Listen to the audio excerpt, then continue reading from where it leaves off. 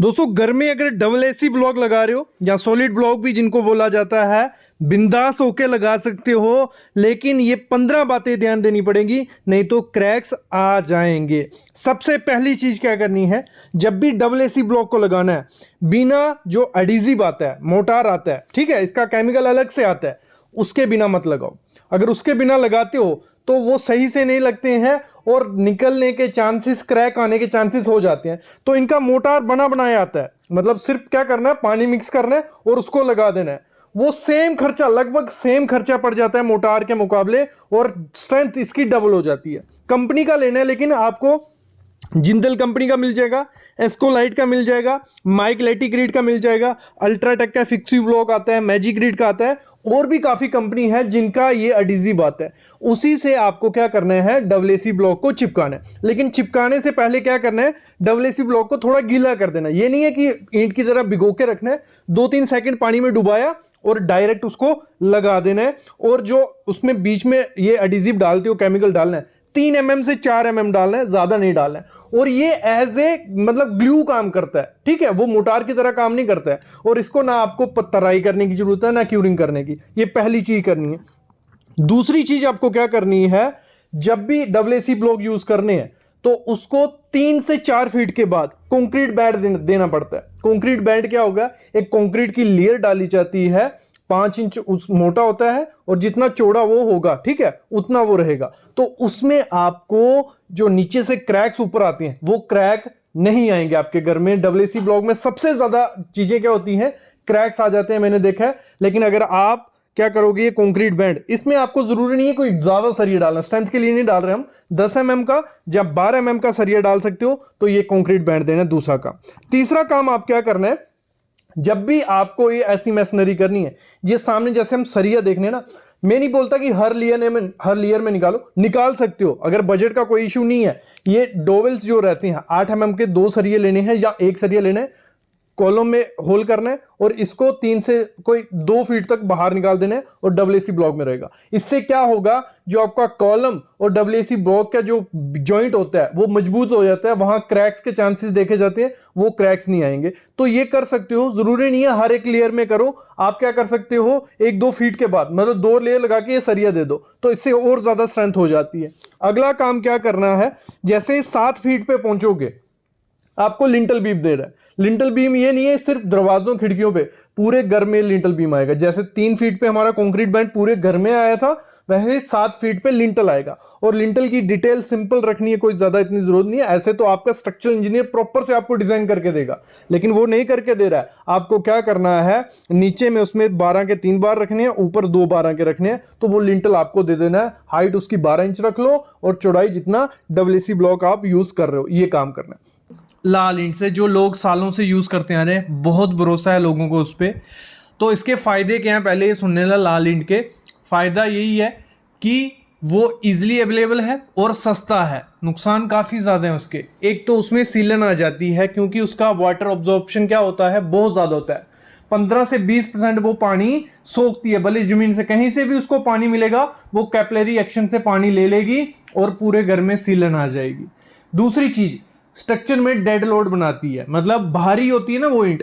उससे क्या होगा, बहुत सारी ईंटें जब यूज करेंगे स्ट्रक्चर में, तो वो भारी हो जाएगा, डेड लोड बढ़ जाएगा। उससे क्या होता है, हमें सरिया एक्स्ट्रा देना पड़ता है घर में, ठीक है। और ये अर्थक्वेक प्रूफ नहीं होती। जब अर्थक्वेक आएगा तो सबसे ज्यादा गिरने के चांसेस हो जाते हैं लाल ईंट के।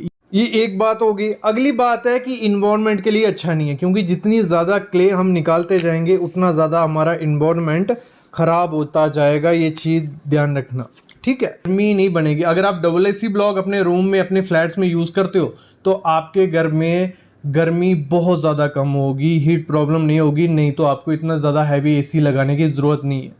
अगर जहाँ अब हम लाल ईंट यूज़ करेंगे, उस कमरे में हमें अगर 1.5 टन का एसी लगाना पड़ रहा है, अगर डबल एसी ब्लॉक यूज़ करेंगे तो आधा टन का एसी लगाओगे तो उतना ही ठंडा आपका कमरा रहेगा। ये हो गया, इलेक्ट्रिसिटी बच रही है, आपके स्ट्रक्चर का खर्चा बच रहा है, मटेरियल का खर्चा बच रहा है। अगली चीज आपको क्या करनी है, जब प्लास्टर करना है डबल एसी ब्लॉक का, तो उसमें चिकन मैश लगानी है। जो आपका पिलर और दोनों का जॉइंट होता है, जहां जैसे कंक्रीट बैंड डाला था उसके ऊपर भी डब्ल्यूसी ब्लॉक था, नीचे भी, तो वहां पे भी लगानी है लिंटल, मतलब दो जहां पे कंक्रीट और डब्ल्यूसी ब्लॉक जुड़ रहे होंगे वहां पे चिकन मैश या फाइबर मैश लगानी है, अच्छे से लगाओ और उसके ऊपर प्लास्टर आपको करना है। प्लास्टर जरूरी नहीं है कि आप मोटार का प्लास्टर बना के लगाओ, आप जो एडिजिव आता है, ये जो केमिकल आता है, इसी को लगा सकते हो, ये बहुत अच्छे से परफॉर्म करता है, इसी को लगा दो, नहीं तो मोटार भी लगा सकते हो। बस ध्यान रखना जो उसमें रेती सैंड यूज करोगे वो बिल्कुल फाइन होनी चाहिए, पतली रेती होनी चाहिए, रिवर वाली सैंड यूज मत करना। और जो रेशियो रखनी है वो कभी भी 1:4 या 1:5 मत रखना, सिंपल 1:6 रखो।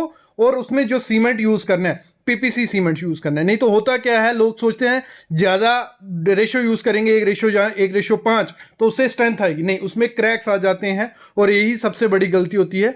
भले आप डब्ल्यूसी ब्लॉक को प्लास्टर कर रहे हो तो 1:6 यूज करो, भले उसमें आप जो जोड़ रहे हो उनको तो तब भी 1:6 आपको यूज करनी है।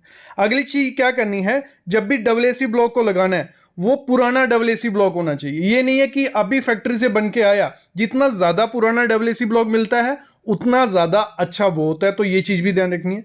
अगला, जब भी कट करना है, क्योंकि पूरा पूरा हर जगह तो नहीं लगेगा डब्ल्यूसी ब्लॉक, जब भी उसको कट करना है तोड़ना नहीं है, उसको प्रॉपर जो इसकी सौ आती है उससे काटना है, उसके बाद उसको लगाना है। जब तोड़ेंगे तो वो खराब चीज हो जाती है। अगली चीज क्या करनी है, लोगों का होता है कि सर इसको तराई करनी है, क्यूरिंग करनी है, नहीं, इसको तराई करने की जरूरत नहीं होती है। जब आप इसमें केमिकल यूज करते हो, जो एडिजिव आता है इसका, उसको तो बिल्कुल नहीं होती, लेकिन जो मोटार आप इसमें यूज कर रहे हो उसको थोड़ी बहुत तराई की जरूरत होती है, क्यूरिंग की जरूरत है, थोड़ा पानी आप इस पे छिड़काव कर सकते हो, लेकिन जिसपे जो बीच बीच में मोटार लगा है, जहां जब प्लास्टर करोगे। अगली चीज आपको क्या करनी है, जब भी मोटार बनाना है उसको अगर आपको स्ट्रेंथ देनी है, अरेक्रोन 3S फाइबर आता है, एक फाइबर होता है सिंपल, बहुत सस्ता है, ज्यादा महंगा वो नहीं रहता है। जब मोटार बनाना है 1:6 का माल जब बना रहे हो तो उसमें इस रैक्रोन को डाल देना है।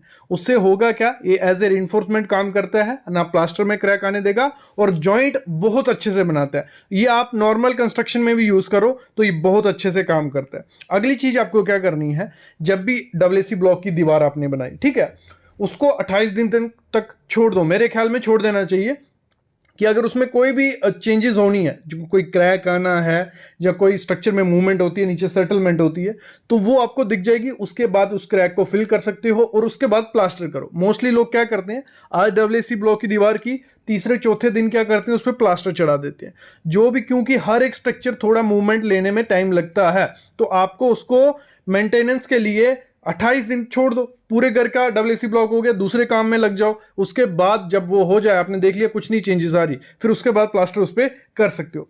अगली चीज क्या करनी है, हम लोग क्या करते हैं, फ्रेम स्ट्रक्चर बना दिया, कॉलम खड़ा कर दिया, बीम डाल दिया, फिर डब्ल्यूसी ब्लॉक की दीवार चढ़ाते हैं। और जब डब्ल्यूसी ब्लॉक की दीवार चढ़ा रही होती है, छत तक पहुंचती है, नीचे बीम और उसमें जगह बच जाती है, उसमें जगह बच जाती है 20 mm की, 30 mm की, 2 इंच या 3 इंच, तो उसमें डब्ल्यूसी ब्लॉक तो आएगा नहीं काट के, तो उसमें फिल किया जाता है, फिलर भी भरा जाता है।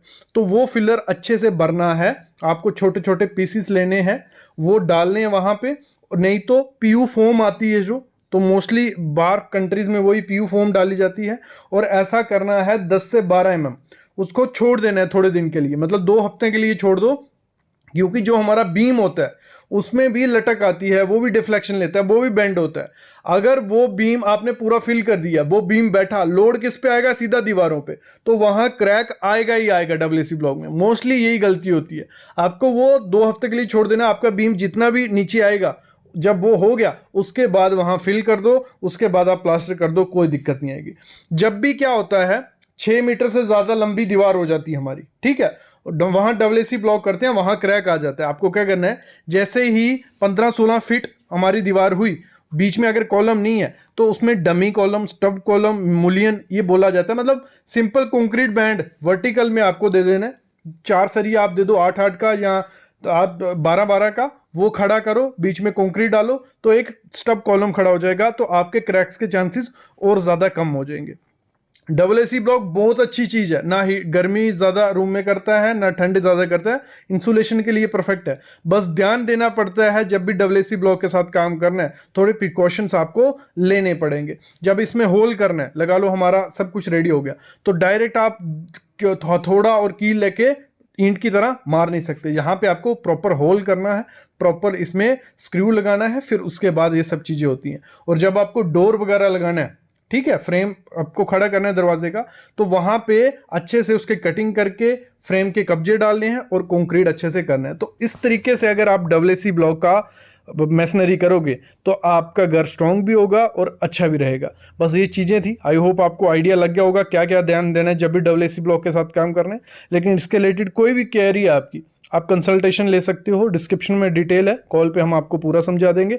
अभी मैं लेता हूँ अलविदा, और प्लीज़ चैनल को सब्सक्राइब करो यार। इतने लोग वीडियोस देखते हैं और सब्सक्राइबर काउंट हम देखें कुछ भी नहीं है। 80-90% जो लोग मेरी वीडियोस देखते हैं उन्होंने चैनल को सब्सक्राइब नहीं किया, तो प्लीज़ कर दो। इससे होता है कि आपको डेली अपडेट आ जाएगा, नई वीडियो जो भी आएगी, और हमसे जुड़े रहोगे। Thank you guys.